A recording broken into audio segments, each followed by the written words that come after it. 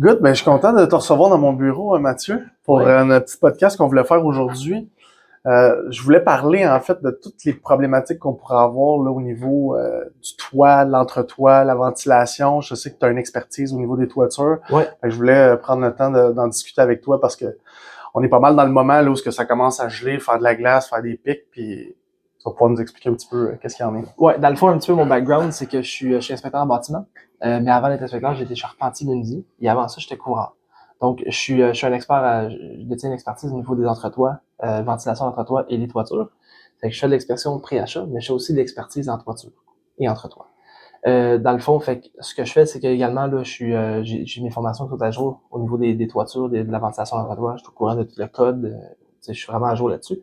Et puis, je suis en train de développer une formation sur les barrages de glace. Je suis pour essayer d'informer spécifiquement les couvreurs, les entrepreneurs généraux, les inspecteurs et les courtiers immobiliers. Est-ce que l'idée, c'est d'aller faire des conférences dans les entreprises avec les entrepreneurs généraux? Puis Dans le fond, c'est une formation vraiment que je vends. Donc, je vends vraiment une formation de 3 heures sur les digues de glace, les barrages, les sources, comment calculer la ventilation de l'entretoit, parce que c'est pas juste dire que l'air faut qu'elle circule, là. Il y a une façon de calculer ça. Donc, il y a un calcul mathématique derrière. Peut-être qu'on pourrait en jaser un petit peu. Là, écoute, mec, tu sois sur le bord de vendre ta formation, au pire, on te la jettera en premier. Puis, c'est bon, mais écoute, c'est le bord d'être prête. Elle va être prête, genre, pour cet hiver, là, pour que genre, les gens soient au courant avant que les barrages de glace commencent à causer des problèmes. Là. C'est quand que ça commence à causer des problèmes que tu vois là, par rapport justement barrage de glace, quand tu vois que ça commence à faire une problématique, c'est vers quand dans l'année? Ouais, dans le fond, les barrages de glace, c'est quand ça fond. Donc, quand il y a des redoux, à ce temps-ci de l'année, on est en mi-janvier, mais il y a quand même des redoux, ça a été une petite hiver pas trop froide. Il y a quand même des redoux à ce temps-ci, mais c'est principalement, je dirais, mars-avril, même un petit peu à mai. Des fois, les appels rentrent vers mai, là, parce que le problème est arrivé souvent entre février et avril. Dans le fond, ce qui arrive, c'est que la glace s'accumule sur le bord de toit. Puis là, quand l'eau qui est sur le dessus, la glace, en fait, qui est sur le dessus, se frappe par le soleil, puis il fait un petit peu plus chaud. L'eau rentre en dessous des bardeaux, puis elle peut pas s'évacuer parce qu'il y a un barrage de glace. Donc, la glace vient protéger le bord de toit. Puis là, ce qui arrive, c'est que là, l'eau l'eau va aller en surface, puis rentrer en dessous des bardeaux. Puis là, ce qui va arriver, c'est qu'elle va rentrer dans l'entretoit, ça va créer des infiltrations d'eau. Donc, les barrages de glace, c'est important de comprendre que c'est juste un symptôme à un problème. C'est la ventilation et ou l'isolation du grenier qui est en cause à ça. Donc, en gros, c'est d'aller voir l'entretoit. Puis, dans le fond, ce qui arrive, en fait, on va recommencer de voir ce que ça arrive, les barrages de glace. Ça apparaît pas juste dans une toiture. Là. Ce qui arrive, c'est que si on a un problème de ventilation ou d'isolation dans le grenier, puis là, on a une accumulation de chaleur qui se fait dans le grenier. La chaleur va monter, donc le toit est en angle. La chaleur va monter jusqu'en haut. Quand ça monte jusqu'en haut, ça fait fondre la neige. La neige va couler, va se transformer en eau, va couler jusqu'en bas du toit. Dans le bas du toit, il fait plus froid. Donc là, ça va geler, ça fait de la glace. Parce que c'est important de comprendre que l'hiver, il y a pas de la glace qui tombe du ciel, là, c'est de la neige. Fait que si on a un gros barrage de glace sur le bord du toit, elle vient d'où cette glace-là? Faut que la neige elle fond, elle se transforme en eau, et ensuite elle va créer de la glace. Fait que là, ça crée une espèce de barrage. Des fois, on va même voir des pics là, descendre d'un toit. Là. Des fois, on voit des vieilles maisons avec ça, c'est comme un cachet de Noël. Là. Mais c'est ça, c'est ce qui est drôle, c'est que moi, quand j'étais jeune, je voyais tout le temps ce type de maison-là, puis un cachet de Noël, puis on est comme waouh, c'est beau, mais on réalise rendu adulte que il y a une problématique qui se cache en arrière de ça, puis c'est peut-être moins beau que prévu. Là. Ben c'est ça, puis même tu sais qu'ils vendent je pense à ça, mais ils vendent des lumières de Noël, tu sais, en forme de piquette de glace. Là. Tu fais accrocher sur ton toit. On est tous semaines d'avoir les en plastique. En plastique vont faire pas mal moins de dommages qu'en j'ai une question par rapport à ça. Là. Tu me parlais que c'était dû à un problème de ventilation, mais concrètement, qu'est-ce qui pourrait être fait pour éviter ce type de problématique-là? Donc, dans le fond, c'est de créer une ventilation adéquate dans le grenier. Donc, si dans le fond, il y a des barrages de glace qui s'accumulent, généralement, si le problème, c'est la ventilation, c'est qu'on tombe en sous-ventilation dans l'entretoit. Donc, ce qui arrive, c'est que des fois, ça va arriver que dans le fond, il y a un soffit qui déborde du toit à chaque côté, qui est perforé.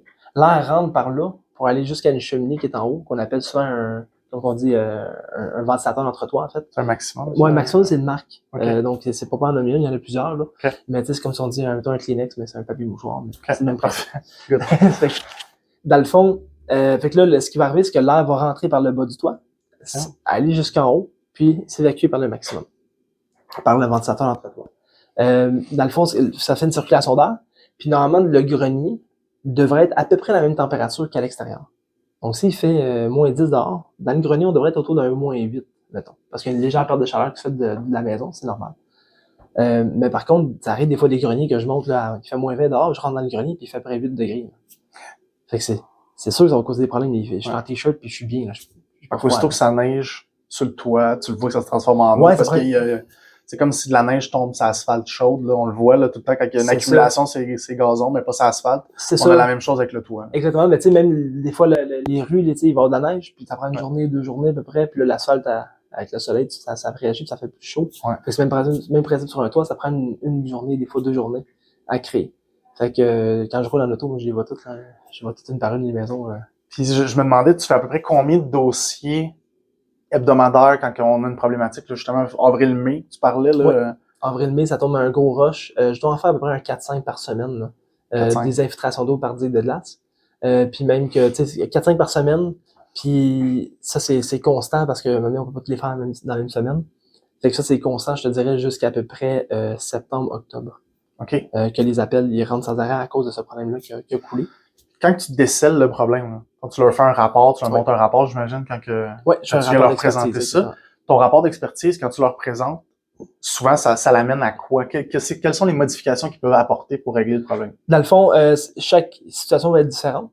Donc, il faut vraiment évaluer sur place. Mais par contre, dans le fond, le rapport d'inspection, ce qu'il va mentionner, c'est qu'il va mentionner, dans le fond, les problématiques qu'on a observées sur le toit et ou dans l'entretoit.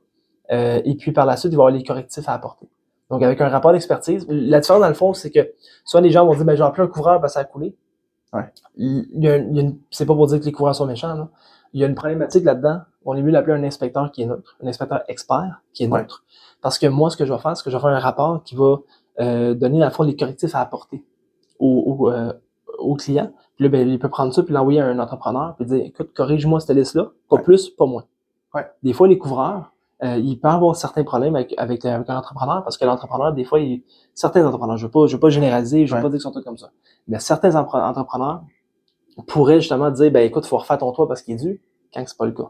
Ouais. Parce que le client, il sait pas, puis là, ben, il y a quand même un abus un peu de confiance. Ça amène une question que j'allais te demander, en fait. Oui, t'as une expertise, mais souvent, moi, ce que j'entends par rapport, j'essaie de référer un inspecteur en bâtiment, j'essaie de te référer toi, et j'entends des fois, ben écoute, non, je connais déjà quelqu'un qui justement, qui pose du bardeau, qui va s'occuper de mon toit, puis quel est le plus-value de faire affaire avec un inspecteur puis de dépenser un petit peu plus? Là, tu l'as dit un petit peu, on est capable d'aller rendre ça un petit peu plus spécifique là, sur le besoin, au lieu de juste refaire la toiture au complet, ben peut-être que c'est plus centralisé à quelque part, donc il y aurait moyen d'éviter de l'argent en payant un petit peu plus à court terme, c'est ça? Ben, c'est ça, parce que le couvreur, maintenant, il va refaire le toit, mais il va pas nécessairement regarder la ventilation d'entretoit. Ils sont supposés de le faire, mais ils le font pas toujours.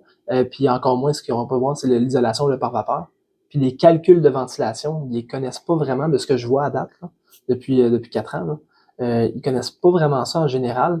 Moi-même, je suis déjà allé à la cour, donc pour débattre des points avec un entrepreneur. Dans le fond, mes clients m'ont engagé pour aller à la cour. J'ai fait un rapport d'expertise, puis dans le fond, on est allé à la cour, puis là, par la suite, l'entrepreneur était d'un côté, moi j'étais de l'autre, puis on expliquait les points de vue différents. J'ai une question pour toi par rapport, je sais pas si ça sort un peu de ta zone de confort, mais par rapport au budget. Oui. Est-ce que de payer un montant pour venir valider peut-être une problématique où ce qu'on a une chaleur qui s'échappe de la maison, qui s'en va à l'intérieur, il y a un problème de ventilation, etc. Est-ce qu'on est capable d'avoir une économie au niveau énergétique annuel? Oui. Oui, mais en fait, le problème, c'est que quand t'as un grenier qui est mal isolé, puis qu'il y a un mauvais pare-vapeur, donc le pare-vapeur, c'est ce qu'on pose en dessous de l'isolation. Ouais. Donc, il y a l'isolation qui est là, il y a le grenier qui fait froid, puis le côté chaud, on vient poser un pare-vapeur. Le but du pare-vapeur, c'est d'empêcher l'humidité de monter. Mais c'est comme si on mettait un gros manteau d'hiver l'hiver. Donc, comparé à un coton ouaté. Un coton ouaté, tu mets ça, même s'il vente dehors, l'air va passer à travers ton coton ouaté. T'as froid pareil, même si c'est un gros manteau, un gros coton ouaté. Si tu mets un coupe-vent, ben t'as beaucoup moins froid parce que t'as pas l'air qui va circuler sur ta peau. Ouais. Donc, même principe, tu fais empêcher l'air de monter dans le grenier. Fait que ce qui arrive dans ce temps-là, puis la chaleur, naturellement, va monter. Aussitôt que tu chauffes, la chaleur monte. Fait que ce qui arrive, c'est que là, t'envoies tout ça vers ton grenier, t'envoies cette air chaud et humide là dans le grenier, parce qu'il fait froid, ça va créer de la condensation, nuire à ton isolation, puis littéralement tu chauffes ton grenier qui est dehors. concrètement, as-tu une idée à peu près, ça peut être quoi les économies? Tu sais, si on est capable justement de valider si le pare-vapeur fait bien son travail, de regarder au niveau de la ventilation, as-tu une idée à peu près, ça peut être quoi l'économie énergétique par rapport à un problème comme ça? Au niveau des calculs, je pourrais pas m'avancer là-dessus. Okay. Par contre, c'est sûr que, dans le fond, je peux pas m'avancer sur les coûts. Je sais que le pare-vapeur au plafond, c'est quelque chose qui est la plus grande partie, en fait, de perte de chaleur se fait au plafond d'un grenier. C'est pas les fenêtres, c'est pas les murs, c'est au plafond. C'est au plafond. Faudrait que je vérifie les chiffres, là, mais surtout le 40%, je me souviens bien. Fait qu'il y a vraiment une corrélation qui est concrète de savoir que, bon, ben, mon grenier, il est trop chaud. Ça crée le problématique de glaçons. Oui. Donc, de voir des gros glaçons sur le bord de notre toiture, 1 + 1 = 2, il y a peut-être justement une perte d'énergie qu'on a et qu'on paye probablement trop cher pour le chauffage. Ben, ça va même plus loin que ça. Vu que tu as de l'humidité qui s'échappe dans ton grenier, tu viens user ta laine. Ta laine, elle fonctionne plus, ça coûte cher à corriger. Tu as ton pare-vapeur. Tu as également, donc on parlait des barrages de glace. Les barrages de glace, ça va endommager les gouttières et le bardeau sur le bord du toit, parce que la glace pogne les bardeaux, ça fait déchirer les bardeaux, ça les endommage. Fait que ton toit, il souhaite durer 20 ans, mais avec des barrages de glace, ça va peut-être en durer 15. OK, ça l'impact beaucoup. Oui. Puis le plus important, des points que j'ai pas encore nommés, c'est au niveau de ton contreplaqué du toit. Donc, vu que tu as de la chaleur qui vient, vu que tu as de l'air humide qui va dans le grenier, il fait froid, ça va faire de la condensation. Des fois, tu vas voir sur les clous qui dépassent, tu vas voir des boules de glace se former. Okay. Sur des gouttelettes d'eau, ça vient geler au fur et à mesure, puis ça fait des grosses boules de glace. Puis ça fait vu que c'est de la condensation, de l'humidité qui s'accumule sur ton plywood, ton plywood vient moisi à grandeur. Fait que tu as de la moisissure à grandeur de ton grenier, donc l'air de ta maison, ça peut être contaminé par ça. Fait que ça apporte beaucoup de problèmes, une sous-ventilation de grenier. T'as-tu une idée, juste pour que les personnes qui nous écoutent aient une petite idée de combien ça peut coûter une expertise, justement, au niveau de la toiture? Ouais. C'est quoi les coûts, mettons, entre une petite maison et une grosse maison? Oui, ça varie, mais ça va tourner autour d'un 450 à, mettons, 550, 600 $, dépendamment de qu'est-ce qu'il faut faire. Okay. Ça arrive des fois que, donc, exemple, le mur, l'eau a coulé dans le mur. Ouais. Extérieur de la maison, puis on va aller voir mais les dommages sont jusqu'à où. Mais là, des fois, il peut y avoir un petit peu les frais supplémentaires. Si les clients le veulent, on peut faire des coupes exploratoires qu'on appelle. Donc, on va aller ouvrir le mur, puis on va aller, dans le fond, vérifier la composition du mur, puis vérifier voir les dommages vont jusqu'à où. Okay. Donc, des fois, ça peut coûter 50 $, 60 $ de plus pour faire ça. Mais sinon, en temps normal, mettons une maison bungalow standard 3-4 chambres, là, on parle de 450 $. Ben, moi, ce que j'entends, en fait, c'est que c'est un investissement plus qu'une dépense supplémentaire. Ouais. On s'entend que si on l'a dans notre compte, puis qu'on voit qu'on a cette problématique-là, ça vaut la peine de juste s'y pencher puis de t'appeler. Ouais. Ben, tu sais, la meilleure façon de savoir si on a un problème d'un, c'est de voir s'il y a des digues de glace, des barrages de glace sur la toiture. Puis en même temps, ce que les gens font pas assez souvent, qu'on devrait tout le monde faire, d'ouvrir sa trappe de grenier. Donc, aussitôt qu'il fait moins 15, moins 20 dehors, une fois par année, là, on ouvre la trappe de grenier, allez voir, vois-tu de la glace, vois-tu des... En parlant de trappe de grenier, j'ai récemment ouvert ma trappe parce que je voulais aller voir quelque chose dans le grenier. Il y avait une énorme succion. C'est normal? De ta trappe? De la trappe, quand même. Oui. C'est normal parce que là, ça veut dire que, dans le fond, normalement, tu aurais tes soffits sur le bord du toit, que l'air va rentrer par là, puis aller jusqu'à ton entretoit, ton ventilateur d'entretoit. En ouvrant ta trappe, tu crées un passage pour l'air. Donc, vu qu'il y a moins de résistance à travers là que les bords, l'air va prendre la maison en place. Okay. Fait que c'est normal qu'il y avait une succion. Ouais. La température semblait normale également dans mon grenier au niveau de la température. Il faisait aussi frais que dehors. Fait que c'est parfait, c'est qu'il faut. Mais le pire, c'est que je paniquais. J'ai eu le réflexe de, il faut que j'en parle à Mathieu. Il fait, on gèle dans mon grenier. Il faut finalement, c'est normal qu'il fasse froid dans le grenier. Puis dans le fond, on parlait de sous-ventilation, mais il y a aussi l'isolation du grenier. Donc, si l'isolation puis le pare-vapeur, comme je mentionnais tantôt, l'exemple de coton ouaté comparé au coupe-vent, ce qui arrive, c'est que là, l'air humide s'échappe par là, puis ça vient faire de la moisissure dans la laine. Donc, ça vient faire de la condensation, qui crée de la moisissure par la suite dans la laine, puis là, on cause des problèmes. Fait qu'il faut changer la laine, puis il faut réisoler le pare-vapeur comme il faut. Des fois, dans des vieilles maisons, il n'y a pas de pare-vapeur du tout. Et puis là, ce qui arrive, c'est qu'on a une grosse perte de chaleur, ça coûte cher l'énergie, chauffer une vieille maison. Est-ce que, à part voir de la moisissure, à part voir de l'eau qui a coulé à l'intérieur, à part voir des pics de glace, y a-t-il d'autres choses, y a-t-il d'autres symptômes qu'on peut venir voir? Oui. Dans le fond, là, on a parlé de sous-ventilation en hiver. La sous-ventilation, qu'est-ce qu'elle fait en été? Okay. L'été, dans le fond, ce qui va arriver, c'est que tu vas accumuler ta chaleur dans le grenier. Souvent, les maisons qui ont une climatisation, un mural, exemple, c'est la meilleure façon de le savoir. Une des meilleures façons, c'est que la climatisation murale va avoir de la misère à garder la climatisation des journées chaudes, là, avoir de la misère à fournir pour l'étage. Quand, mettons, la machine, elle est bonne pour la superficie, là, puis que tout est bien balancé, avoir de la misère à fournir. La raison de ça, c'est que vu qu'on n'a pas de de ventilation dans le grenier avec l'air frais de dehors l'été, ce qui arrive, c'est qu'on accumule de la chaleur dans le grenier. Donc, mettons, il fait 30 dehors, c'est normal qu'il fasse, mettons, 35, 36, même 40 dans le grenier en gros soleil, là. Il fait vraiment chaud, c'est normal. Mais si, mettons, il fait, on va dire à peu près 20, 25 dehors, puis il fait 70 dans le grenier, mais j'ai déjà vu ça, là, 60, je pense que le plus haut que j'ai vu, c'est 64 degrés, je suis pas monté dedans, là. Je pouvais pas monter, j'aurais fait 1 minute, puis j'aurais tombé. Fait que il faisait beaucoup trop chaud. Jamais de ma tête, là, j'avais les gouttes, là, qui tombaient, là. Mais là, t'es dans sous-ventilation l'été. Fait que là, ce qui arrive, c'est que là, tu gorges le grenier de chaleur et d'humidité. Puis qu'est-ce que ça fait le bois? Une structure de maison, c'est en bois. Qu'est-ce que ça fait le bois l'hiver? L'été, quand ça surchauffe, ça vient tordre. Donc le bois, il vient un peu cuire, il vient comme un genre de brun foncé un peu. Il vient comme cuire en surface, si on veut. Puis tout le bois du grenier va tout tordre. Donc là, il y a des plaquettes d'acier là, qui tiennent les fermes de toit ensemble. Puis là, mais les fermes de toit, ils tordent. Puis là, les plaques qui tombent. Puis qu'est-ce que ça va résulter de quoi, ça, si ça se met à tordre dans ton toit? Ça peut, dans le fond, affaiblir la structure de l'entretoit. Fait que lui, on le voit quand même un petit peu moins souvent, ce problème-là, mais c'est quand même un risque que je l'ai déjà vu à plusieurs reprises. Quand même. C'est quelque chose à considérer. Là. Super intéressant. J'ai déjà vu des gens, on revient au pic de glace, là, des gens qui achètent des fils chauffants. Oui. Tu recommandes-tu ce type de produit-là ou Je le recommande dans mes rapports, mettons à ce temps-ci de l'année, je vois des barrages de glace. Là. Je le recommande de mettre un fil chauffant pour faire fondre la glace, mais on garde pas ça à vitam aeternam. Là. On pose ça temporairement, juste le temps de se rendre au printemps pour pouvoir régler le problème. Parce qu'on peut pas poser du bardeau à moins 20, là, ça sera pas bien. Avec la glace qui est accumulée aussi. Puis, Ouais, c'est ça. Fait que dans le fond, tu mets ton fil chauffant en une espèce de wave là, sur le toit, puis ondulé là, sur le toit, puis après ça, par la suite, ça va faire fondre la glace. Au moins, tu n'auras pas d'infiltration d'eau parce que tu n'accumuleras pas la glace sur ton toit. Le but, c'est de régler le problème, c'est pas de laisser ça à chaque année. Puis de... C'est vraiment important de régler le problème parce que c'est juste un symptôme de la glace. C'est pas le défaut le plus... C'est pas ça le problème. Non, c'est pas ça le problème. C'est pas la glace s'accumule sur un toit, il y a une raison à ça, il y a une source. Elle apparaît pas là par elle-même. Là. Puis ce qui arrive, c'est que là, encore une fois, le plus important, ça va être dans ton entretoit, ça va être la moisissure qui va s'accumuler dans ton entretoit. Là. Ça va causer des problèmes. Là. Écoute, je suis vraiment content de t'avoir reçu pour ça. Ça l'enlève un peu des mythes que j'avais. Même moi, personnellement, j'ai pas beaucoup d'expérience au niveau des toitures, donc je trouve ça intéressant. Comment tu l'expliques. Puis écoute, merci Mathieu. Good. Y a-t-il des choses que tu voulais rajouter par rapport à ça, par rapport à tes problématiques qu'on pourrait avoir? Peut-être que je pourrais dire un petit peu des conseils sur quoi faire, quoi regarder. Dans le fond, on n'a pas parlé, en fait, on a parlé de sous-ventilation. Ouais. Mais une autre chose que je voulais te dire, c'est la surventilation. OK. Donc, c'est un autre problème.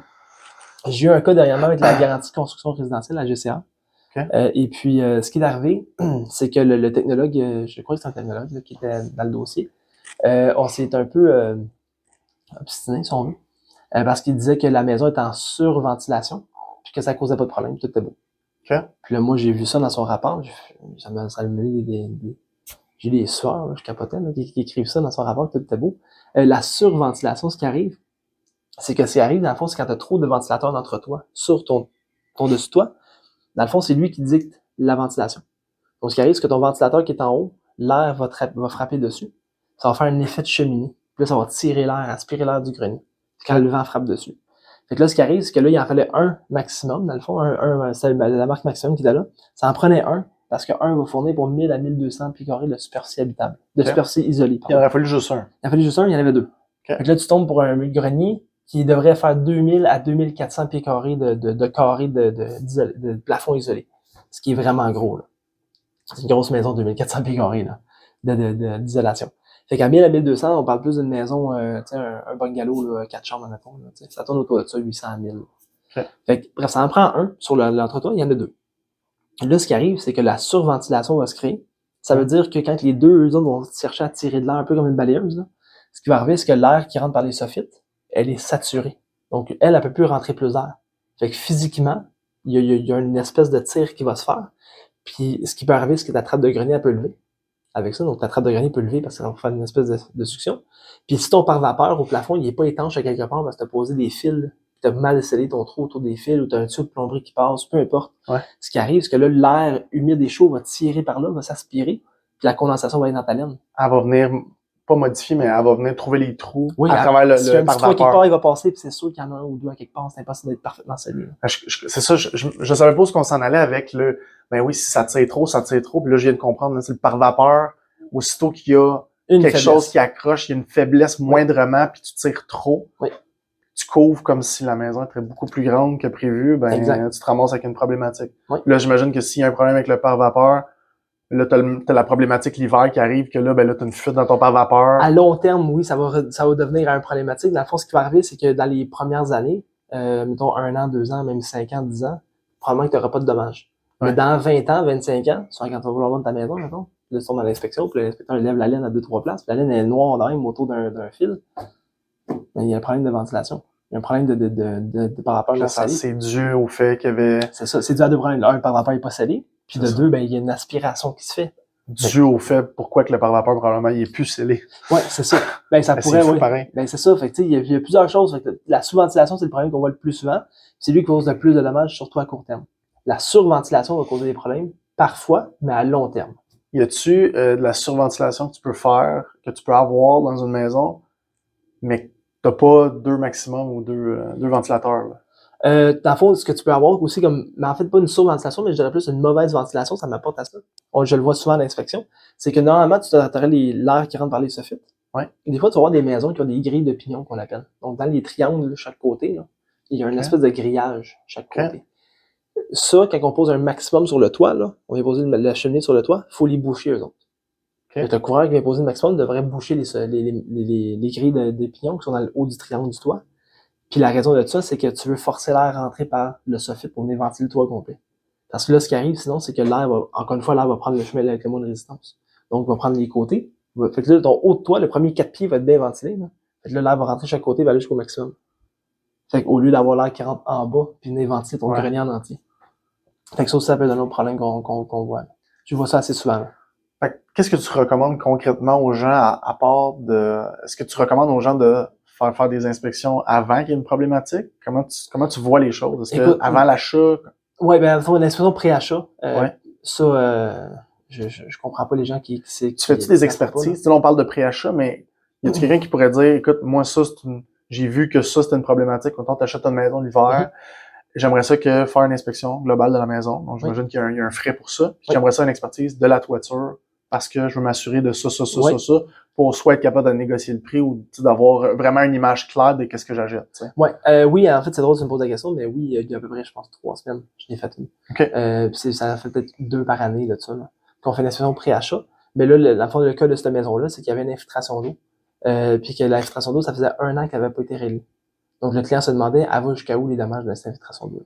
Fait qu'on a conclu avec les propriétaires, puis ça a été tout réglé avant parce que une expertise, dans le fond, surtout comme là, c'était moi, je disais, pour faire le bon job, il faut que je fasse des coupes exploratoires, j'ai pas le choix. J'allais voir.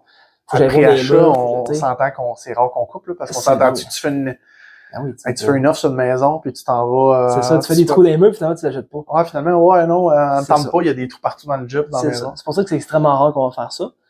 Souvent, on va faire la pré-achat avant, puis si le client décide, écoute, avec la maison globale, je veux savoir plus sur ce problème-là, mais le reste me convient, puis je ferai aller de l'avant, fait qu'on va voir le problème. Là, on va faire une expertise.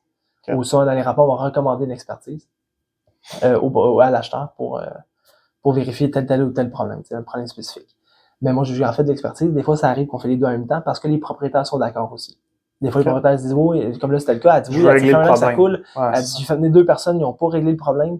Elle dit oui. Elle dit, pas de problème, ouvrez les murs, faites des ouvertures des murs, il n'y a aucun problème, je veux le savoir moi aussi. Fait que mes clients ont payé une expertise. Puis, on a fait, je pense, 1, 2, fait 3 trous dans la maison parce qu'on a fait un trou dans le fond au plafond, en dessous de la cheminée. Quoi, 12 par 12, à peu près? Ouais, à peu près 12 par 12, on coupe un carré, là, pour que ça soit facile à réparer, là. Mais en ouvrant ça, écoute, l'odeur de moisissure m'est venue au nez, il y a un haut de cœur, là. C'était assez dégueulasse. Puis ça faisait 1 an que ça coulait, dans le fond, t'sais. Fait qu'à les pluies, ils font de la neige, ça coule tout le temps, là. Fait qu'on a fait un trou là. Puis après ça, ben, j'ai dit, écoute, c'était moisi, c'était pourri, là. C'était même magané. Là, j'ai dit, c'est sûr que ça va de ça jusqu'en bas, là. En bas du toit. J'ai dit, c'est sûr qu'il va y avoir de la dommage là aussi. Fait que là, j'ai dit, est-ce qu'on va voir là? Puis on dit, oui, parfait. J'ai dit, ouvert le mur là. On est allé voir, la laine était maganée. Puis là, je voyais que le panneau, dans le fond extérieur, dans le fond, en arrière du revêtement, il y avait des cernes dessus. Puis là, on se disait, Colin, dans le fond, le panneau qui est à l'extérieur, le panneau de carton film qui est là, si lui est endommagé, la seule façon de l'enlever, c'est d'enlever ton revêtement extérieur et d'enlever ton panneau. C'est une sacrée job, là. Puis là, mes clients ont dit, s'il faut que j'enlève le revêtement extérieur, je ne suis plus à l'aise avec l'achat de cette maison-là. Fait que là, ils ont fait comme... C'est si dispendieux que ça? Ça serait quoi? Ça serait le revêtement extérieur de toute la maison? Ça aurait été Ben, un mur. Un mur au complet. Tu t'enlèves tout ton revêtement, mais le revêtement est tellement vieux en bois, c'est une vieille maison, c'est en bois que tu peux pas le récupérer, là. C'est ça, ça aurait été, on parle de 20 000? Ça, ouais. Plus que ça? Ouais, ça aurait pu dans ce coin-là faire le mur en revêtement. Tu sais, ça dépend de quel revêtement. Tu prends-tu du vinyle ou tu remets ça en bois comme qui est là, tu sais. Ouais. Tu vas avoir du beau bois, peut-être pas du bois léger, mais vraiment des lattes de bois plein, là. C'est quand même coûteux, là.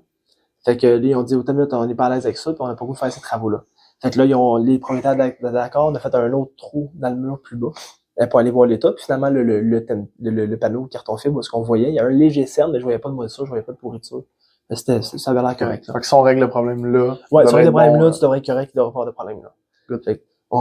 Fait que oui, dans le fond, on revenait aussi à ta question tantôt, c'est l'inspection, quand est-ce qu'on l'a fait? Ouais. L'inspection pré-achat, c'est super important. L'expertise, aussitôt que vous avez un doute d'un problème, je coûte vraiment moins cher que juste dire, on va attendre, voir dans un an ou deux. La procrastination, là, ça coûte tellement cher. Ça coûte tellement cher. Moi, je coûte, mettons, 450 $, mais je peux te faire sauver des milliers de dollars, puis je niaise pas. C'est pas, si ça coûte 750, tu risques de sauver 500$. Non, je te coûte 450, mais tu risques de sauver à peu près 8, 9 000, 10 000$. Ouais. Fait que ça coûte un toit, ça te coûte ton plywood du toit, ça te coûte le revêtement du mur, puis on parle de, mettons, 15, 20, 30 000$. 450$, c'est une joke, là. L'anxiété, ça fait faire beaucoup de choses aux gens. Ouais, ça met un voile dans le visage. Ouais. Je le vois aussi avec les finances. Là, si je veux faire un parallèle un petit peu avec mon travail, il y en a beaucoup qui sont comme écoute, mes REER, ils roulent, je le sais pas. Ça vous intéresse-tu? Ouais.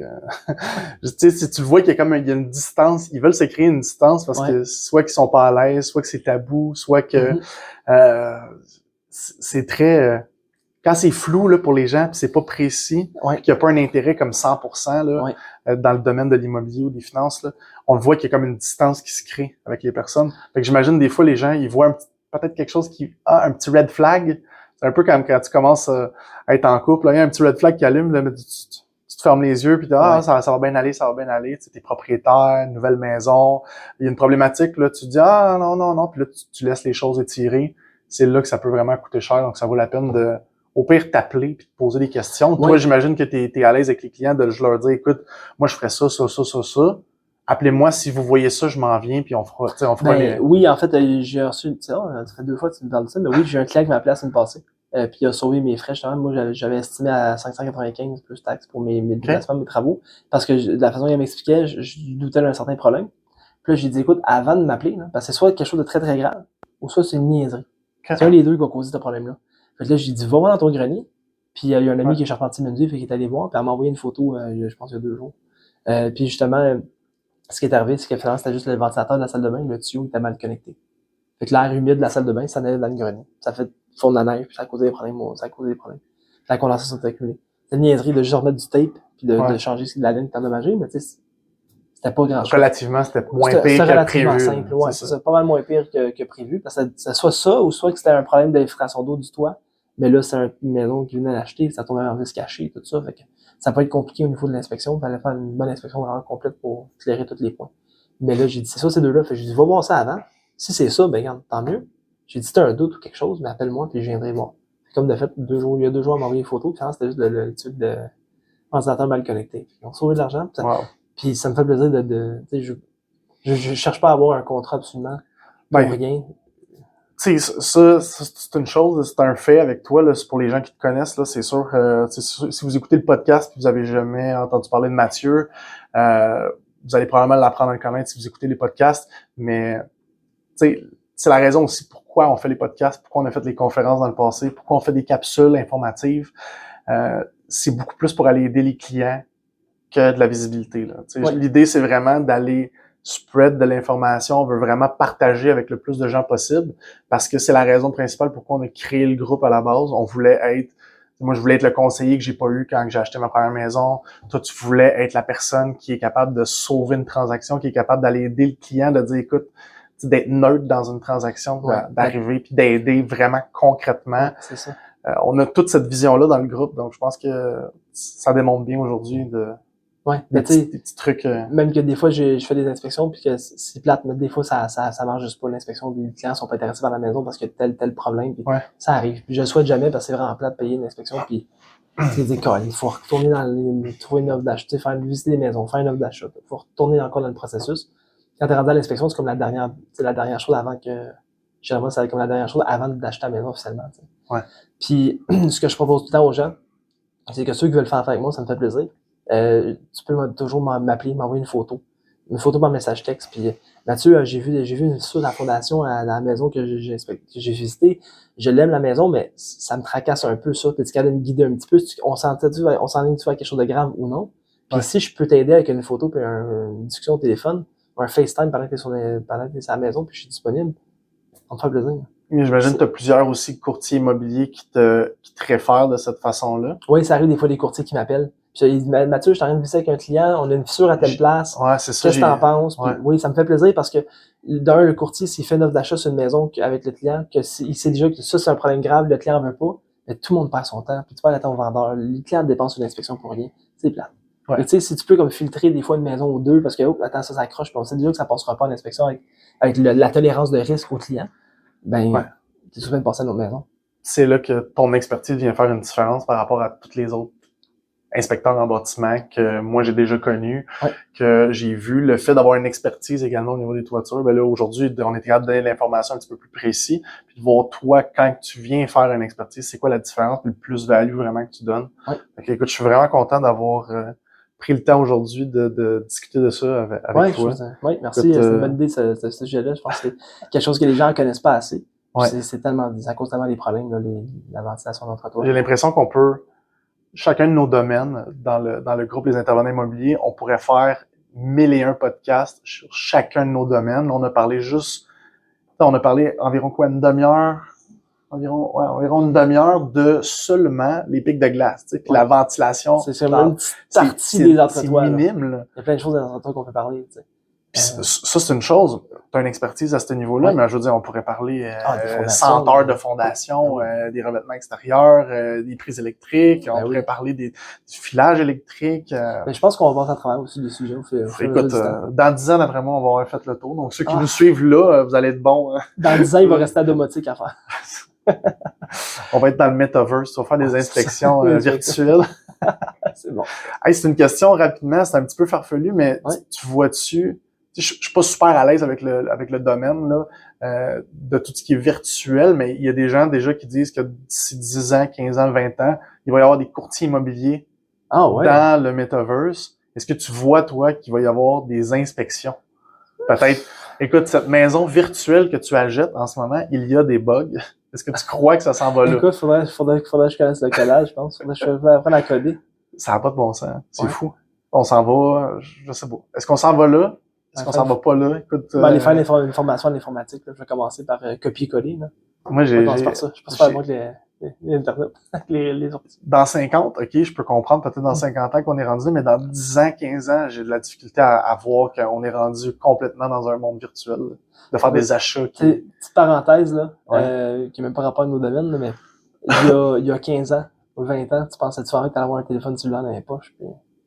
Non, ça c'est fou pareil. Ouais. C'est ça. Fait que dans 20 ans, on va être où? Aucune idée. Ah, c'est vrai. Zéro téléphone cellulaire, c'est rendu une drogue, les téléphones cellulaires. Juste l'accès à l'information en claquant des doigts. C'est intéressant, mais en même temps, ça vient... moi, personnellement, des fois, au lieu de chercher, là, au lieu d'essayer d'ouvrir les tiroirs dans la tête, on a le cellulaire à portée de main. Fait que, on verra bien où on va être dans 20 ans. C'est une problématique ou quelque chose de bon. Écoute, merci encore pour, je suis vraiment content. Pour la rencontre. C'est une belle discussion. Au prochain podcast, on parlera de... T'as une idée? Hein? Écoute, au prochain podcast, surprise! Surprise! Bonne journée tout le monde! Bonjour tout le monde et merci beaucoup d'avoir écouté le podcast. Dans le fond, je voulais vous demander de partager l'épisode si vous avez trouvé pertinent les informations données aujourd'hui. Si vous êtes capable de partager l'épisode puis de laisser un 5 étoiles sur la vidéo. Donc, si vous êtes sur Spotify ou sur Balado, peu importe, laisser un 5 étoiles, c'est une façon de nous donner un petit tip, donc de nous encourager. Et puis, ça nous mène à faire plus de podcasts. C'est quelque chose qui nous encourage beaucoup. Et puis, je voulais tous vous remercier d'avoir écouté encore une fois. Merci. Bonne journée.